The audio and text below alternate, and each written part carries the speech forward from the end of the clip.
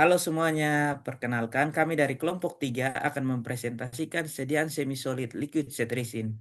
Perkenalkan, saya Dewanto Unlala sebagai ketua, adapun anggota dari kelompok kami yaitu Fitria Rahmawati Saleh, Catherine Jensilenggu, Bernadetta Nabuasa, dan Putri Lucy. Selamat menyaksikan.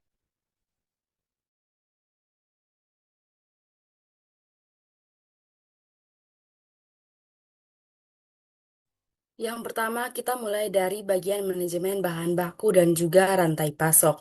Nah, untuk pendekatannya itu dilakukan risk based sesuai dengan CPOB dari BPOM dan juga untuk khususnya dari purified water dan juga sucrose merupakan bahan kritis karena digunakan volume yang besar serta adanya potensi yang mendukung pertumbuhan mikroba. Maka rantai pasok harus ditelusuri penuh dari produsen asal hingga pabrik untuk mencegah kontaminasi. Yang pertama, yang perlu kita lakukan untuk kualifikasi pemasoknya itu yang pertama ada dokumen dan juga sertifikat.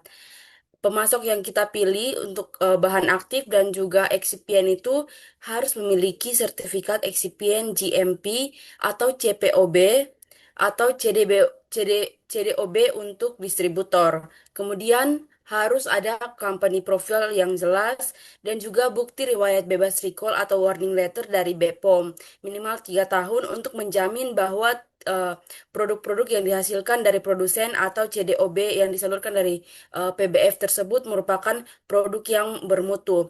Kemudian PBF maupun industri farmasi harus memiliki izin usaha yang masih berlaku. Kemudian poin kedua yang perlu diperhatikan dari pemasok yaitu pengendalian mutu dan juga resiko.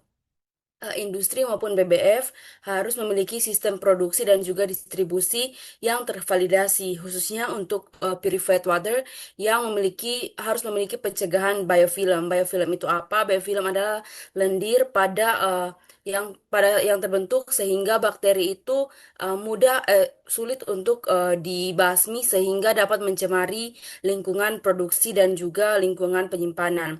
Kemudian untuk bahan sucrose atau eksipien lainnya itu harus memiliki kontrol suhu dan juga kelembaban karena memiliki resiko tinggi eh, tumbuhnya bakteri.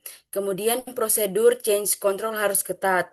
Misalnya ada perubahan proses, supplier maupun fasilitas itu harus dilakukan pemberitahuan atau notifikasi maksimal 30 hari dari sejak dilakukan perubahan tersebut serta harus adanya penilaian risiko kompleksitas rantai pasok yaitu multi-tier. Misalnya kalau untuk rantai pasoknya itu semakin banyak eh, tempat untuk transit atau semakin panjang rantai distribusinya itu, maka risiko untuk kontaminasi atau kesalahannya itu semakin panjang. Jadi, eh, produsen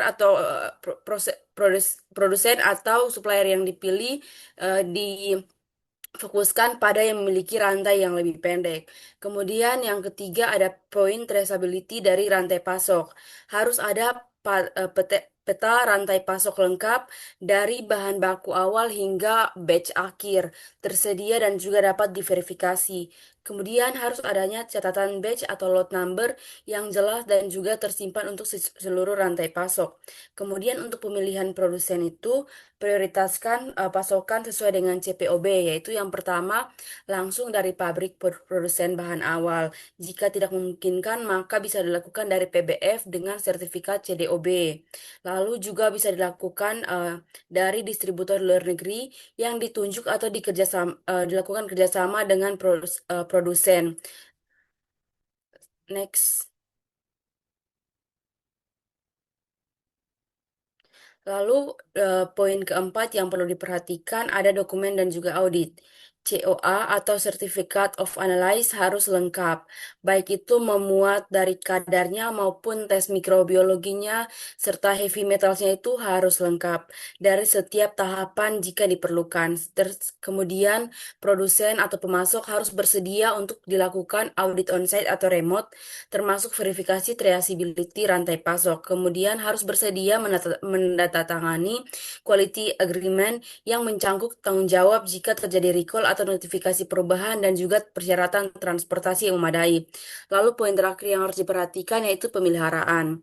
Harus dilakukan monitoring tren COA setiap batch, terkhususnya pada mikrobiologi dari purified water dan juga sucrose. Lalu dilakukan re-audit berkala 1 sampai 3 tahun lebih sering untuk bahan-bahan yang high risk.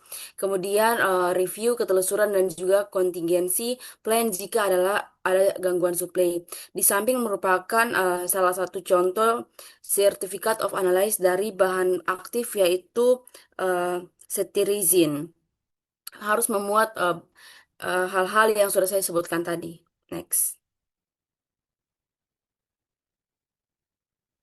Kemudian kita masuk pada spesifikasi bahan pembawa yaitu atau purified water.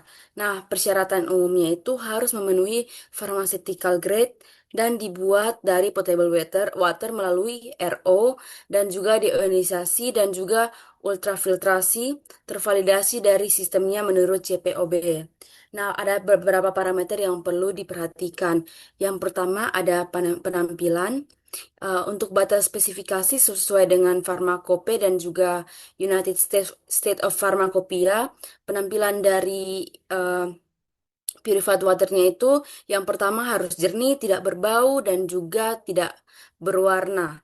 Untuk metode pengujiannya itu dilakukan melalui visual. Kemudian parameter yang kedua yaitu konduktivitas harus kurang dari 1,3 mikrosiemens per sentimeter pada suhu 25 derajat Celcius. Untuk metode pengujiannya itu dapat dilakukan secara langsung maupun online. Kemudian parameter yang ketiga adalah total organik karbon atau TOC. Nah, untuk batas spesifikasinya itu kurang lebih sama dengan 0,5 miligram per liter atau 500 pp part per billion. Nah, untuk metode ujinya itu dapat dilakukan dengan total organic carbon analyzer. Kemudian parameter yang berikut ada mikrobiologi atau TAMC. Nah, itu batas spesifikasinya itu kurang lebih sama dengan 100 100 total aerobic microbial count. Maksimalnya itu 100 koloni forming unit per milimeter. Nah, untuk metode ujinya itu dapat dilakukan dengan plate count. Lalu ada parameter pH untuk spesifikasinya itu 5,0 sampai 7,0. Untuk metodenya uji potensiometri dan yang terakhir ada heavy metals. Batas spesifikasinya itu kurang lebih sama dengan 0,1 ppm. Metode ujinya itu melakukan limit test. Nah, purified water biasanya diproduksi sendiri di pabrik, bukan dibeli atau didapatkan dari pemasok karena biasanya itu digunakan dalam jumlah besar dan juga digunakan untuk hal-hal yang lainnya. Nah, sistem produksi dan juga distribusi air purified water tersebut harus tervalidasi baik dari tahapan installation qualification, operation qualification maupun performance qualification yang harus memenuhi dari sistem validasi dan juga dimonitor rutin untuk mencegah adanya biofilm atau lendir pada bakteri.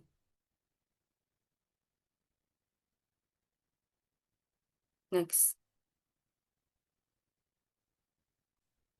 Nah, yang berikut ada spesifikasi bahan untuk eksipien lainnya, baik dari pengental dan juga basis-basisnya. Yang pertama ada sucrose. Nah, harus memenuhi grade pharmaceutical grade British Pharmacopoeia USP dan juga Pharmacopoeia Indonesia. Untuk pemberiannya itu kristal putih tidak berbau.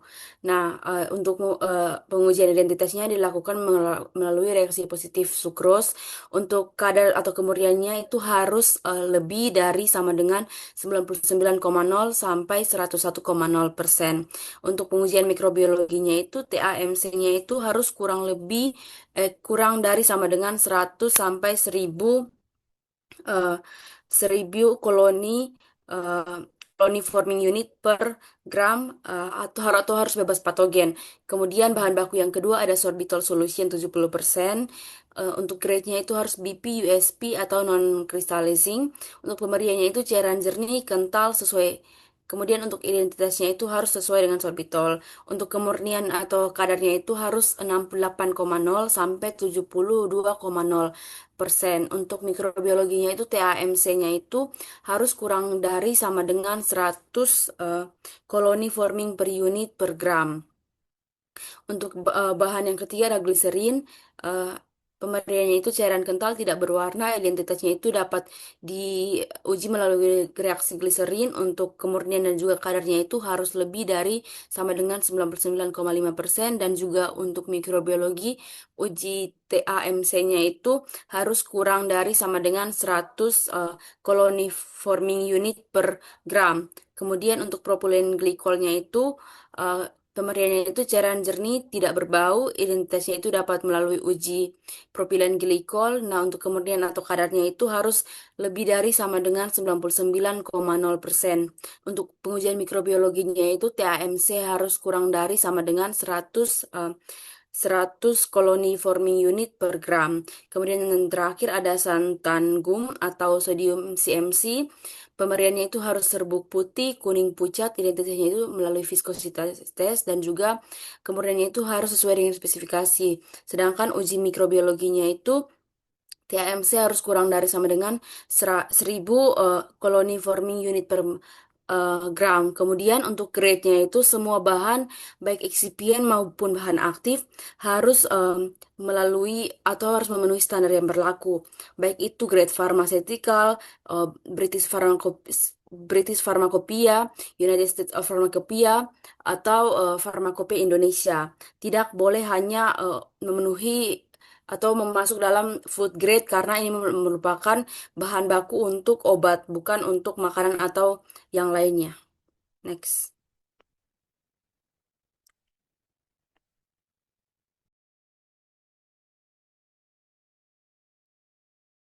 Selanjutnya kita masuk pada sistem tata air. Nah, pada produksi sirup setrisin, sistem tata air merupakan salah satu fasilitas kritis karena air merupakan komponen utama dalam formulasi sirup. Selain sebagai pelarut bahan aktif, air juga digunakan dalam pembuatan basis sirup gula, pencucian peralatan, serta penyesuaian volume akhir produk. Oleh karena itu, kualitas air harus dikendalikan secara ketat untuk mencegah kontaminasi mikroba dan menjaga stabilitas produk. Untuk tahapannya itu yang pertama, sumber air.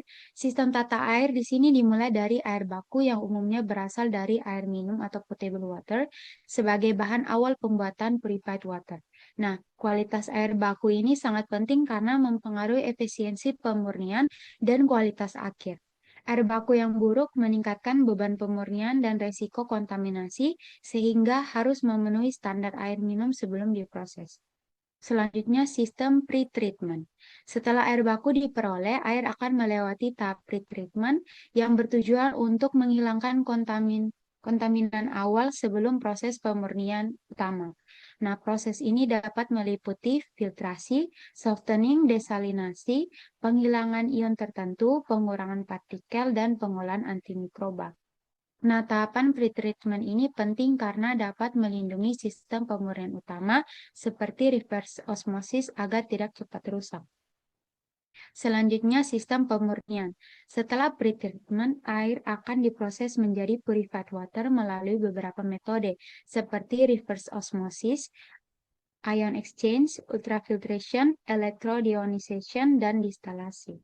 Nah, metode ini bertujuan untuk menghilangkan ion logam, mikroorganisme, endotoksin, serta kontaminan kimia lainnya.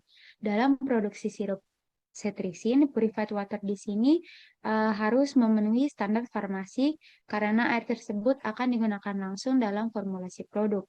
Oleh karena itu, sistem pemurnian harus dirancang dengan validasi yang baik untuk memastikan kualitas air tetap konsisten. Selanjutnya, sistem penyimpanan. Nah, untuk penyimpanan ini, purified water disimpan dalam tangki khusus sebelum digunakan dalam produksi. Nah, untuk desain tangkinya itu harus menggunakan stainless steel 316L dengan permukaan halus serta dilengkapi dengan sistem sirkulasi dan fan filter steril untuk mencegah pertumbuhan mikroba dan kontaminasi. Selanjutnya, pembersihan dan keamanan harus dilengkapi dengan sistem pembersihan otomatis untuk mencegah kontaminasi ulang selama penyimpanan. Selanjutnya, tahapan sistem distribusi. Purified water yang telah disimpan didistribusikan ke area produksi melalui sistem tertutup untuk menjaga kualitas air. Nah, sistem distribusi yang baik di sini bertujuan untuk mencegah kontaminasi dan memastikan air tetap memenuhi spesifikasi kualitas dengan cara menggunakan loop sirkulasi kontinu untuk mencegah stagnasi air dan pertumbuhan mikroorganisme, mengontrol suhu untuk menghambat pertumbuhan mikroba, dan mengontrol tekanan agar aliran air tetap stabil dan terjaga kualitasnya. Selanjutnya di sini kita akan bahas mengenai pentingnya purified water untuk sirup cetirizine. Alasan yang pertama itu sebagai komponen utama. Nah, sirup memiliki kandungan air tinggi sehingga kualitas air sangat menentukan mutu produk. WHO menyatakan bahwa air dapat membawa berbagai kontaminan sehingga penggunaan purified water diperlukan untuk menjaga kualitas produk. Selanjutnya, risiko kontaminasi mikroba. Sirup mengandung air dan gula yang dapat menjadi media pertumbuhan mikroorganisme. Oleh karena itu, purified water di sini digunakan untuk mengurangi risiko kontaminasi dan menjaga keamanan produk.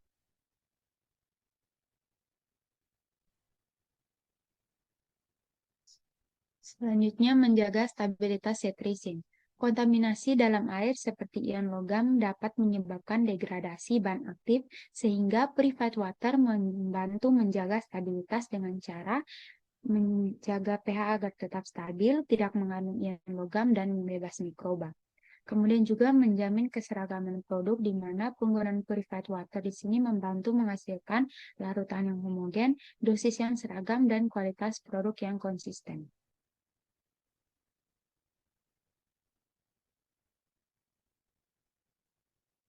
Untuk desain alat yang pertama double jacket mixer, di mana double jacket mixer di sini digunakan untuk proses pemanasan dan pencampuran bahan dalam pembuatan sirup cetirizine. Sistem jacket memungkinkan penggunaan air panas atau steam sehingga suhu dapat dikontrol selama pelarutan gula dan bahan aktif.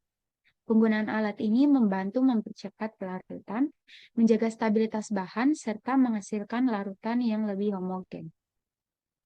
Tangki biasanya dilengkapi dengan agitator untuk memastikan pencampuran merata selama proses produksi. Kemudian yang kedua, colloid mill sebagai homogenizer, di mana colloid mill ini digunakan untuk meningkatkan homogenitas larutan dan mengurangi ukuran partikel. Alat ini membantu menghasilkan campuran yang stabil dan mencegah pemisahan selama penyimpanan. Dalam produksi sirup seperti cetirizine, colloid mill di sini membantu memastikan bahan aktif dan eksipien terdistribusi secara merata.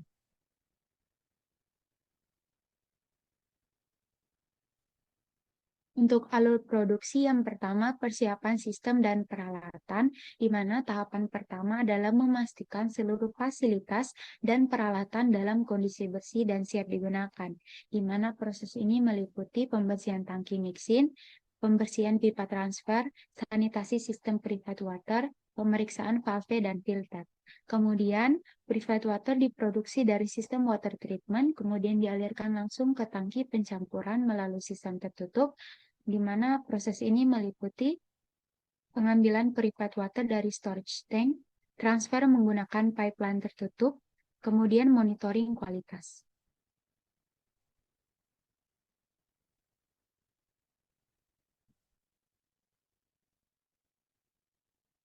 Alur yang ketiga yaitu pembuatan sirup base, di mana purified water dimasukkan ke dalam double jacket mixer, kemudian dilakukan pemanasan menggunakan sistem jacket.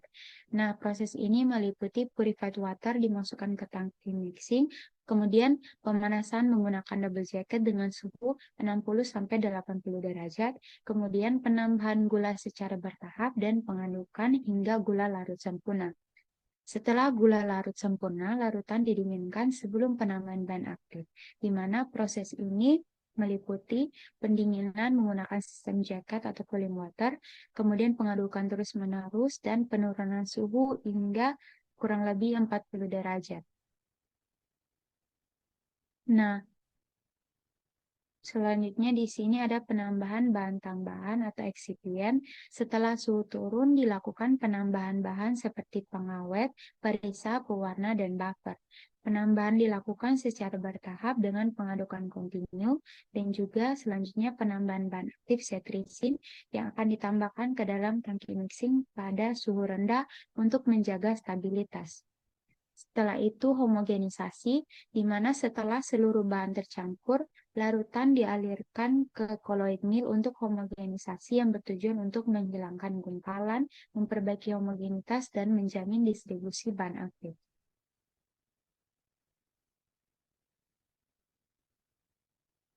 Selanjutnya filtrasi. Setelah homogenisasi, larutan difiltrasi menggunakan filter cartridge melalui sistem tertutup dan ditampung dalam holding tank untuk meningkatkan kejernihan serta mencegah kontaminasi. Lalu produk disimpan sementara dalam holding tank berbahan stainless steel dengan sistem tertutup dan agitator untuk menjaga homogenitas sebelum pengisian. Dan larutan dipindahkan melalui pipeline tertutup ke mesin pengisian, kemudian dilakukan pengisian otomatis dan penutupan botol. Nah, tahap akhir meliputi pelabelan, pengemasan sekunder, dan penyimpanan produk jadi.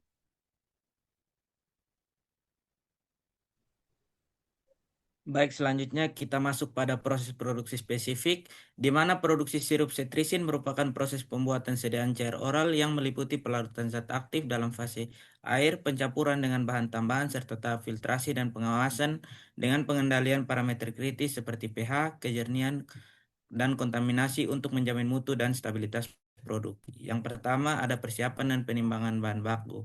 Nah, tahap awal produksi dimulai dengan penimbangan bahan baku seperti setrisin, pelarut, pemanis, pengawet, serta flavor dan juga pewarna yang dilakukan di ruang penimbangan dengan kontrol lingkungan untuk mencegah kontaminasi silang dan kesalahan penakaran, di mana parameter kritis pada tahap ini adalah akurasi penimbangan, identifikasi bahan, serta kondisi kelembapan yang mempengaruhi stabilitas bahan. Selanjutnya pembuatan fase air. Air dimineralisasi, dipanaskan hingga suhu sekitar 60-70 derajat untuk membantu pelarutan bahan tambahan seperti sukrosa atau sorbitol. Kemudian dilakukan pengadukan hingga terbentuk larutan jernih dan homogen yang berfungsi sebagai vehicle sirup, di mana parameter kritis meliputi suhu pemanasan, kejernihan larutan, dan viskositas awal yang akan mempengaruhi stabilitas akhir produk. Selanjutnya, pelarutan zat aktif setrisin HCl.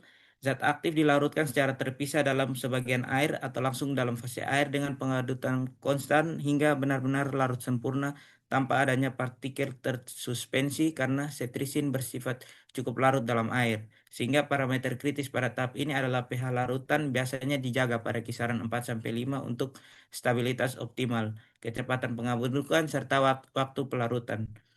Yang berikutnya penambahan pengawet dan bahan tambahan. Pengawet seperti metil paraben yang sebelumnya telah dilarutkan biasanya dalam sedikit pelarut seperti propilen glikol atau air panas ditambahkan ke dalam sistem, diikuti dengan penambahan buffer, flavor, dan pewarna secara bertahap sambil dilakukan pengadukan kontinu untuk memastikan distribusi yang homogen. Dengan parameter kritis berupa homogenitas campuran, kompatibilitas bahan, serta kestabilan pH setelah semua komponen masuk. Selanjutnya penyesuaian volume dan homogenisasi. Setelah seluruh bahan tercampur, dilakukan penambahan air demineralisasi sehingga mencapai volume akhir yang ditentukan. Kemudian dilakukan homogenisasi menggunakan mixer berkecepatan sedang untuk memastikan keseragaman komposisi di seluruh batch, di mana parameter kritisnya adalah waktu dan kecepatan homogenisasi serta viskositas air sirup. Nah, untuk filtrasi larutan, sirup kemudian difiltrasi menggunakan filter yang sesuai, misalnya 0,45 sampai 5 mikron tergantung kebutuhan, untuk menghilangkan partikel asing atau kontaminan fisik sehingga menghasilkan sirup yang jernih dan stabil dengan parameter kritis berupa ukuran polifilter, tekanan filtrasi, dan integritas filter. Selanjutnya kita masuk pada teknologi pengolahan limbah. Pengolahan limbah cetirizin sirup memerlukan teknologi khusus karena senyawa ini termaksud mikropolutan yang stabil, larut dalam air, dan sulit terdegradasi secara biologis. Yang pertama ada pengolahan konvensional. Metode ini menggunakan mikroorganisme untuk menguraikan bahan organik dalam limbah. Namun untuk cetirizin, metode ini kurang efektif karena senyawa tidak mengalami degradasi yang signifikan dan tetap berada dalam fase cair. Oleh karena itu, metode ini hanya berfungsi sebagai tahap awal untuk menurunkan beban limbah secara umum. Yang kedua, teknologi biofilm atau MBBR. Sistem biofilm ini menggunakan media tempat tumbuh mikroorganisme yang membentuk lapisan aktif. Dalam sistem ini, cetirizin dapat mengalami proses biotransformasi menjadi beberapa metabolit termasuk cetirizin N-oksida. Teknologi ini lebih efektif dibanding konvensional karena mampu menguraikan senyawa secara kompleks, namun belum mampu menghilangkan senyawa secara total. Next. Yang ketiga ada Advanced Oxidation Process atau AOP. AOP merupakan metode pengolahan lanjutan yang menggunakan radikal bebas untuk menghancurkan senyawa organik. Tujuan utama metode ini adalah memecah struktur kimia cetirizin menjadi senyawa yang lebih sederhana dan kurang berbahaya. AOP biasanya digunakan sebagai tahap lanjutan setelah pengolahan biologis. Yang keempat, UV klorin atau AOP yang paling efektif. Metode ini merupakan kombinasi sinar UV dan klorin yang menghasilkan radikal bebas. Radikal ini sangat reaktif dan mampu merusak struktur kimia cetirizin secara tepat. Efisiensi degradasinya tinggi, yaitu lebih dari 80% dalam waktu yang singkat. Metode ini sangat efektif tetapi membutuhkan biaya operasional dan juga kontrol proses yang baik. Next. Selanjutnya, sistem pengolahan terintegrasi. Pengolahan limbah cetirizin sirup tidak dapat dilakukan dengan satu metode saja, sehingga diperlukan sistem pengolahan terintegrasi yang menggabungkan beberapa teknologi secara bertahap agar hasilnya optimal. Untuk tahap yang pertama adalah pra-pengolahan, yang bertujuan untuk menghilangkan partikel kasar, menurunkan beban pencemar awal, dan menyiapkan limbah agar lebih mudah diolah pada tahap berikutnya. Proses ini biasanya meliputi penyaringan atau screening, pengendapan atau sedimentasi, dan filtrasi sederhana. Yang kedua yaitu pengolahan biologis menggunakan biofilm. Pada tahap ini, mikroorganisme mulai menguraikan cetirizin menjadi senyawa yang lebih sederhana melalui proses biotransformasi. Meskipun tidak menghilangkan senyawa sepenuhnya, tahap ini sangat penting karena dapat menurunkan kompleksitas limbah dan meningkatkan efektivitas pengolahan lanjutan. Next. Untuk tahap yang ketiga adalah pengolahan lanjutan. Dengan menggunakan AOP, pada tahap ini sisa cetirizin dan metabolitnya dihancurkan oleh radikal bebas, sehingga struktur kimianya terpecah menjadi senyawa yang lebih sederhana dan kurang berbahaya. Tahap ini merupakan kunci utama dalam memastikan limbah benar-benar aman sebelum dibuang ke lingkungan. Yang keempat adalah pembuangan atau pemanfaatan kembali. Air hasil pengolahan dapat dibuang ke lingkungan atau digunakan kembali dengan syarat telah memenuhi standar kualitas yang ditetapkan dan tidak mengandung zat berbahaya.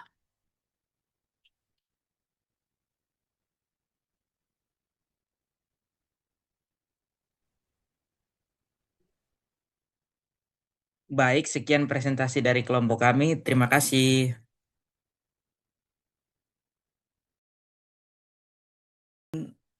Filling dan penutupan capping sirup yang telah lolos dari filtrasi dialirkan ke mesin pengisian dalam sistem tertutup dan disajikan ke dalam botol yang telah dibersihkan atau disterilkan. Kemudian segera ditutup rapat untuk menggunakan mesin capping untuk mencegah kontaminasi mikroba dengan parameter kritis berupa volume pengisian, kebersihan wadah, serta integritas penutupan. Selanjutnya, pengendalian mutu dan penyimpanan. Produk akhir uji meliputi parameter yang akan diuji seperti pH, kadar, zat aktif, viskositas, kejernihan, dan uji mikrobiologis sebelum dilepas ke pasar, kemudian disimpan pada suhu ruang terkendali untuk menjaga stabilitas selama masa simpan, di mana pengendalian kontaminasi dilakukan melalui penerapan GMP, penggunaan sistem tertutup, serta monitoring lingkungan produksi.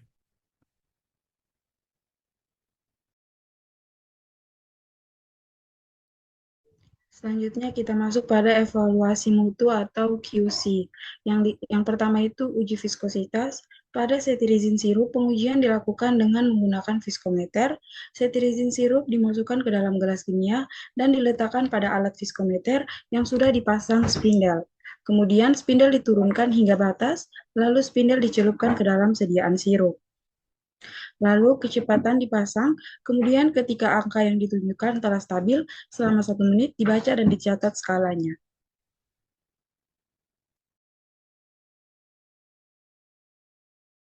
Selanjutnya, uji viskositas. Pada cetirizin sirup, pengujian dilakukan dengan menggunakan vis, eh,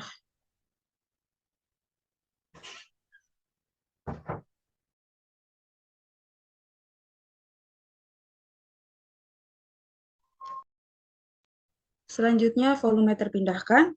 Pada cetirizin sirup, pengujian ini dilakukan dengan menggunakan gelas ukuran volume 100 ml dalam keadaan kering dan bersih. Kemudian, setiap sirup cetirizin dituangkan ke dalam gelas ukur secara perlahan, lalu setelah itu volume larutan diukur dan ditentukan dengan secara akurat. Selanjutnya,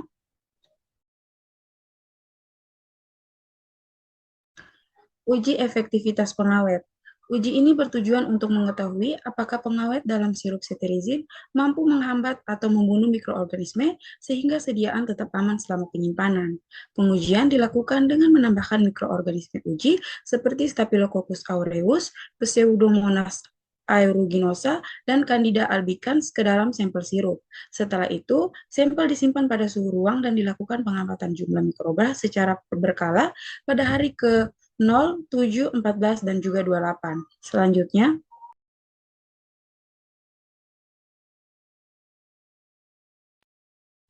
hasil uji dinilai berdasarkan perubahan jumlah mikroba, yaitu jika jumlah mikroba menurun, maka pengawet dinyatakan efektif, sedangkan jika tetap atau meningkat, maka pengawet tidak efektif. Metode ini mengacu pada standar farmakope seperti United States Pharmacopoeia dan European Pharmacopoeia. Selanjutnya,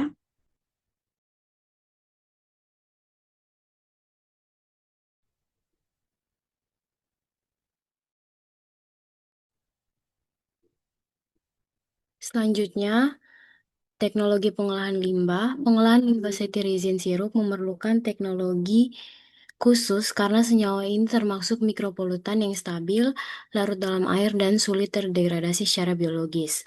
Yang pertama, pengolahan konvensional. Metode ini menggunakan mikroorganisme untuk menguraikan bahan organik dalam limbah, namun untuk cetirizin, metode ini kurang efektif